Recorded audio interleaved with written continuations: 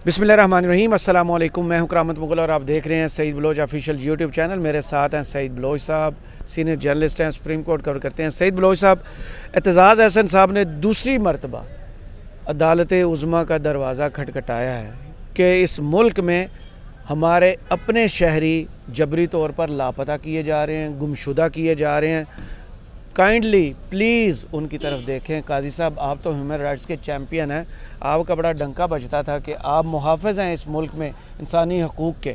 अब दूसरी दफ़ा दरख्वास्त लाए हैं, अब एतराज़ात नहीं लगाए गए रजिस्ट्रार ऑफिस की तरफ से, अब समाअत के लिए मुकर्रर होगी और काजी साहब क्या इसको सुनेंगे? और इसके बाद जो मुल्क में इस वक्त फसादियत चल रही है, जो जबरी गुमशुदगियाँ हो रही हैं, लोग लापता किए जा रहे हैं, चादर और चारदीवारी का तहफ़्फ़ुज़ और वो जो तक़द्दुस होता है वो पामाल किया जा रहा है, वो सारा रुक जाएगा। बहुत शुक्रिया करामत मुगल साहब। देखें, मेरे ख़्याल में कुछ हालात ऐसे आते हैं जहाँ पर बहुत सारे ऐसे दोगले चेहरे वाले लोग वो एक्सपोज़ होते हैं और उनके एक्सपोज़ होने के लिए शायद वजह यही होती है कि वो जो एक छाप उन्होंने अपनी बनाई होती है, जैसे कि मैं आइन और कानून का बहुत बड़ा कोई मुहाफ़िज़ हूँ, मैं इंसानी हकूक़ का कोई बहुत बड़ा चैम्पियन हूँ, अलंबरदार हूँ, मैं मुझसे बेहतर इंसानी हकूक़ का तहफ़्फ़ुज़ कोई कर नहीं सकता। तो ये वो चीज़ें होती हैं जो लोग अपनी लोगों को बेवकूफ़ बनाने के लिए अपनी छाप एक कायम करते हैं। लेकिन फिर एक मुनासिब वक्त ऐसा आता है जिस वक्त के दौरान वो लोग एक्सपोज़ होना शुरू हो जाते हैं।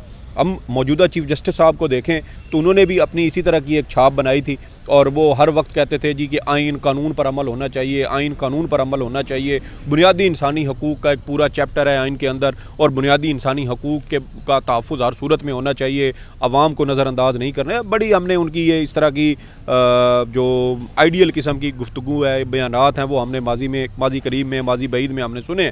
लेकिन अब जब मौका आया, अल्लाह ने उनको इख्तियार दिया, वो चीफ़ जस्टिस पाकिस्तान बने, उनको अब देखें ना कि तकरीबन 2.5 माह होने को हैं और अभी तक उनकी जानिब से इंसानी हकूक़ के मामले पर कोई पेशरफ्त नहीं हुई।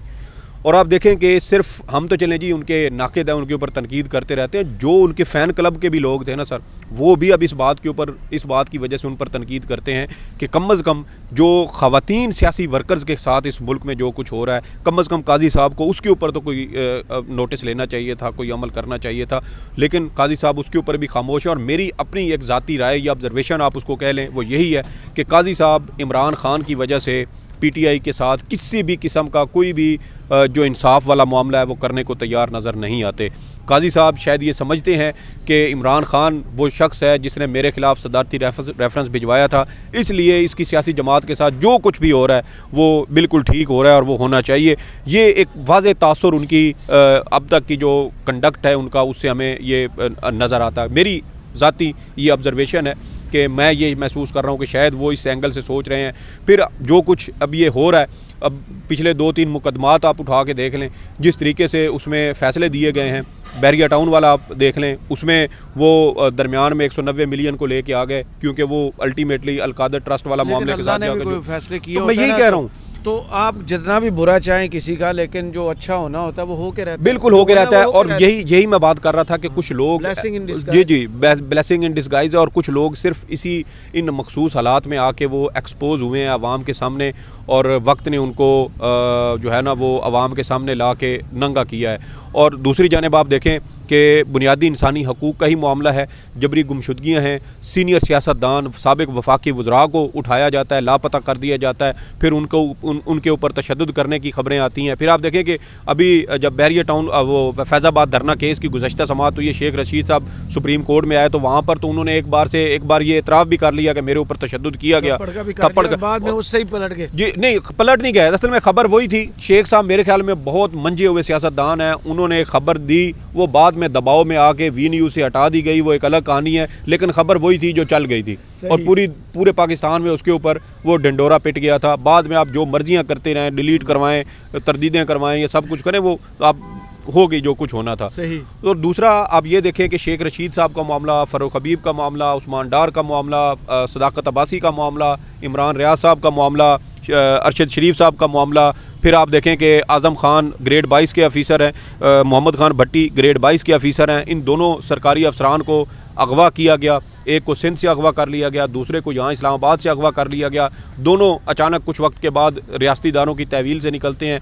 एक के ऊपर साइफ़र वाला इल्ज़ाम था, बाद में वही शख्स जो एक साबिक़ वज़ीर आज़म और साबिक़ वज़ीर ख़ारजा के ख़िलाफ़ वादा मुआफ़ गवाह बन के सामने आ जाता है। सदाकत अब्बासी साहब प्रेस कॉन्फ्रेंस वो इंटरव्यू देते हैं, वो पार्टी से अलग हो जाते हैं। उस्मान डार साहब इंटरव्यू देते हैं, पार्टी से अलग हो जाते हैं। अगले दिन उनकी वालदा जो है वो एक 50 सेकंड का एक बयान जारी करते हैं और पूरे बयानिए के ऊपर उन्होंने उसके ऊपर पानी फेर के रख देती हैं।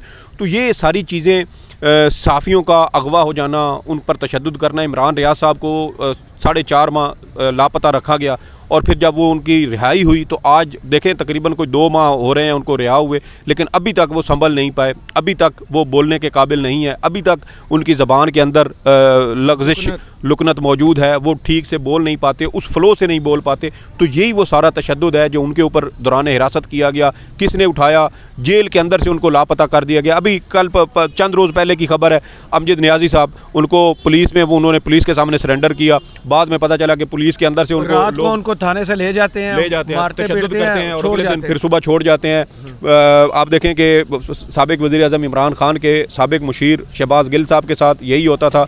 हमें तो इस्लामाबाद पुलिस के उस वक्त ज़राए ने बताया था कि कुछ लोग जो है ना, कुछ लोग वो रात को पुलिस स्टेशन आते थे, दरवाजे बंद कर देते थे, शहबाज गिल साहब के ऊपर तशद्दुद होता था और उसके बाद वो लोग चले जाते थे। तो ये नया ट्रेंड जो अब आया है, जो बुरे वाला से अब पहली मिसाल सामने आई है। निसार डोगर साहब 5 दिन से लापता थे, गायब थे, लोगों ने रोड ब्लॉक करके खुद ही एहतजाज शुरू कर दिया। देखें ये बहुत बड़ी मेरे ख्याल में ये डेवलपमेंट है कि अवाम अब आहिस्ता आहिस्ता देखें ना, अब इस वक्त अवाम को गाइड करने वाला कोई नहीं है, कोई भी नहीं है। कोई पीटीआई की पॉलिटिकल लीडरशिप, इवन के यूनियन काउंसिल लेवल तक भी वो मौजूद नहीं है कि जो उनको मोटिवेट कर सके, उनको सड़कों पर निकाले।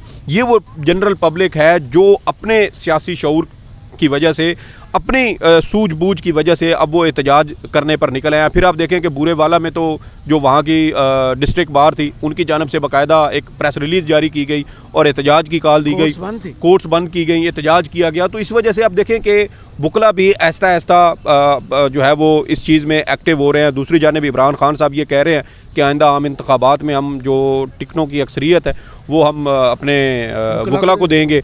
जो सलमान अकरम राजा साहब है उनके बारे में इतलात आ रही हैं कि वो बैरिस्टर गौहर इस्लामाबाद से इलेक्शन लड़ रहे हैं। मैं आपको अभी खबर दे देता हूँ, सही ठीक है। अली नवाज़ अवान वाले हल्के जिसमें हम अभी बैठे हुए हैं, यहाँ से गौहर खान साहब को टिकट मिल रहा है और वो इलेक्शन लड़ रहे हैं, ठीक है। सही बात, बहुत अच्छी बात है। और दूसरी जानिब ये देखें कि ये सारे मामलात इस मुल्क में हो रहे हैं, वकील लापता हो रहे हैं। लाहौर से उज़ैर भंडारी साहब थे, इमरान खान के वकील थे, उनको लापता किया गया, बाद में एहतजाज हुआ तो उनको छोड़ दिया गया। इसी तरीके से सैकड़ों नहीं बल्कि हज़ारों की तादाद में इस वक्त भी पीटीआई के कारकुनान रहनुमा लापता हैं। वो कहीं पे रोपोश हैं, पुलिस की तहवील में हैं, दीगर सियासी इदारों की तहवील में, दीगर रियासती इदारों की तहवील में है, कहाँ पर हैं कोई अता पता नहीं है। इस पिटीशन से पीटीआई को क्या फ़ायदा होगा? देखें बहुत ज़्यादा फ़ायदा होगा। एक तो दबाव जो है ना इस वक्त वो अदालतों के ऊपर आ रहा है कि अदालतें बुनियादी इंसानी हकूक़ का तहफ़्फ़ुज़ करने में नाकाम हो रही हैं। जिस तरह का क्रैकडाउन पीटीआई के सियासी रहनुमाओं और वर्कर्स के ख़िलाफ़ जारी है, उसको ख़त्म करने में, उसको रोकने में नाकाम हो चुकी हैं। और आप देखें कि जब ये दरख्वास्त पहले सुप्रीम कोर्ट में दायर की गई तो रजिस्ट्रार सुप्रीम कोर्ट की जानिब से इंतहाई अहमकाना और भूंडे किस्म के एतराज़ात लगाए गए कि ये मफाद आमा का मामला नहीं बनता। हज़ारों लोग, 14,000 से ज़ायद लोगों का उसमें दरख्वास्त में लिखा हुआ है कि ये लापता हैं। बलूचिस्तान में तशद्दुद ज़्यादा लाशें मिलने का, मसकशुदा लाशें मिलने का एक बड़ा पुराना सिलसिला है। मुशर्रफ के दौर से ये गैर एलानिया पॉलिसी शुरू की गई, जिसके ऊपर अब देखें कि पिछले दिनों जस्टिस अतर मिनल्ला साहब ने गालबन इसके ऊपर एक नोट लिखा था कि बज़ाहिर ऐसा लगता है जैसे रियासत जबरी गुमशुदगियों को एक गैर एलानिया पॉलिसी के तौर पर इसको इस्तेमाल कर रही है। और आज एतजाज़ हसन साहब ने जो चैम्बर अपील की है ना, जिसमें रजिस्ट्रार ऑफिस के एतराज़ात को चैलेंज किया गया है, उसमें भी उन्होंने यही नुक्ता उठाया। बुनियादी सवाल ही उनका यही है कि अगर सुप्रीम कोर्ट इस केस को समाअत के लिए मुकर्रर नहीं करती, जबरी गुमशुदगियों का रास्ता नहीं रोकती, तो फिर ये एक रियासती पॉलिसी इसको समझा जाएगा कि लोगों को गायब कर देना, मार देना, सारी ज़िंदगी के लिए उनको मंजर आम से हटा देना, कैद कर देना, लापता कर देना, ये मफाद आमा का मामला नहीं है। एक शख्स भी अगर उसने कोई गलती की है वो कानून के कटहरे में आना चाहिए, उसके ख़िलाफ़ कानून के मुताबिक कार्रवाई होनी चाहिए, लेकिन उसको अपने प्यारों की नज़रों के सामने से गायब कर देना, ये भी मालूम ना होना कि वो शख्स ज़िंदा है, मर गया है, किस हाल में है, तो इससे बड़ी अजियत उस शख्स के लिए भी कोई नहीं है, उसके अहल खाना के लिए भी कोई नहीं है। तो ये इसमें मेरे ख्याल में चीफ़ जस्टिस पाकिस्तान के पास एक बड़ा सुनहरी मौका है कि वो आइन और कानून की बालादस्ती को कायम करें, उसकी अब जो जबरी गुमशुदगियाँ हैं उसका सिलसिला रोकने के लिए इस पर वो कार्रवाई करें, सुप्रीम कोर्ट में केस समाअत के लिए मुकर्रर करें। बसूरत दीगर यही होगा कि जब भी पुलिस का या दीगर रियासती इदारों का, हसास इदारों का, जिसका भी दिल करेगा वो किसी भी शहरी को उठा देंगे, उसको गायब कर देंगे और फिर यही समझा जाएगा कि ये मफाद आमा का मामला नहीं है, बल्कि एक रूटीन चीज़ है। लोग पहले भी लापता होते रहे हैं, अब भी हो रहे हैं, मुस्तकबिल में भी होते रहेंगे। और फिर पाकिस्तान एक वो जंगल का कानून भी होता है ना, तो उसमें भी वो उसको भी कहा जाता है कि कुछ ना कुछ ज़ाब्ते उसके अंदर होते हैं। तो फिर हमारे यहाँ तो वो जंगल वाला कानून भी जो है ना वो भी लागू नहीं होगा और हम बिल्कुल एक लाकानूनियत वाला हमारी एक वो रियासत बन जाएगी। बहुत शुक्रिया सईद बलोच साहब आपके तजिए का। कमेंट्स बॉक्स में ज़रूर बताइएगा ये वीडियो आपको कैसी लगी। इजाज़त दीजिए, अल्लाह हाफ़िज़।